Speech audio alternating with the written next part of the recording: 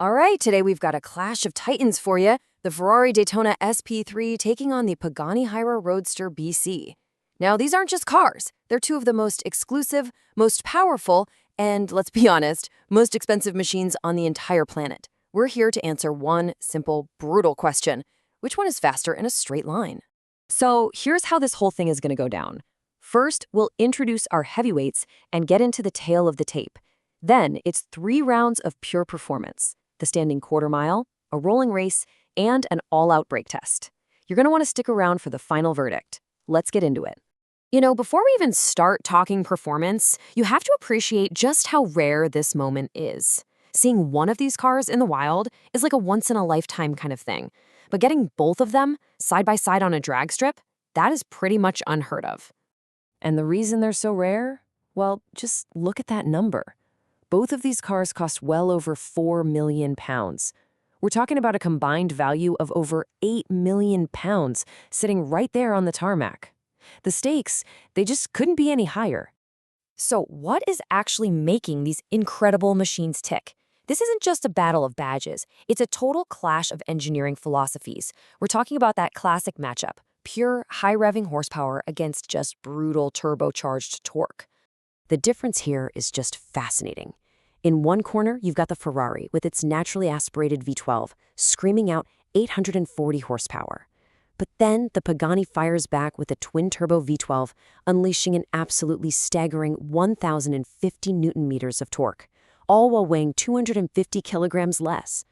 So this really is the core question. Can the Ferrari's raw horsepower overcome the Pagani's insane torque and weight advantage? Okay, time for our first test. The standing quarter mile. This is it. The ultimate measure of acceleration from a complete standstill. Both cars have launch control, but this is all about which one can get its power to the ground most effectively. And this really is the £4 million question. On paper, all that torque should give the Pagani an advantage. But when you have that much power going only to the rear wheels, getting a clean launch is incredibly difficult. Can the car's electronics even hope to manage that kind of explosive power? That quote from the driver, it just says it all. The Pagani struggled, and I mean struggled off the line. While the Ferrari just hooked up and went, the Huayra was left spinning its wheels, just fighting for grip. It's proof that having too much torque too soon can be a very expensive problem. And the numbers, well, they tell the whole story. The Ferrari finished the quarter mile in a blistering 10.6 seconds. The Pagani, still battling for traction, came in at 11.2. Now that 0.6-second gap, that's an eternity in a drag race. Round 1 decisively goes to the Ferrari. But hey, this fight is not over yet. For our second test, we're doing a rolling race. This changes the game completely. By starting from a rolling speed, we take that super tricky standing launch right out of the equation. In theory, this should favor the car with more mid-range torque. So now it's all about pure pulling power once the cars are already up and moving.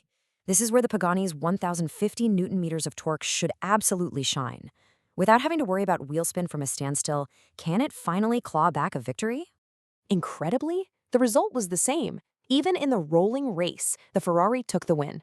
This just proves the SP3 isn't just about raw power.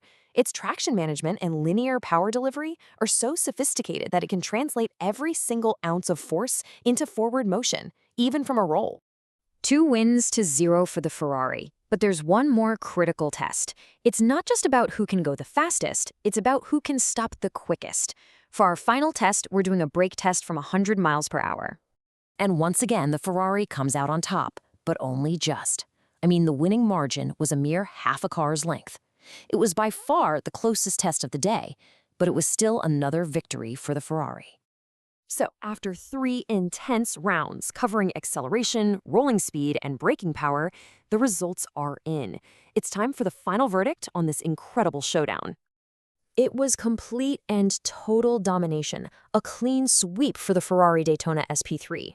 It won the standing quarter mile, it won the rolling race, and it won the braking test. Despite the Pagani's incredible specs on paper, the Ferrari proved today that it was the superior all-around performance machine. Ultimately, this showdown wasn't just about speed. It was a lesson in engineering. The Pagani brought overwhelming, raw force, but the Ferrari brought a masterclass in control and refined delivery. It leaves you with a question, doesn't it? In the world of ultimate performance, is the biggest number what truly matters? Or is it all about how you use it?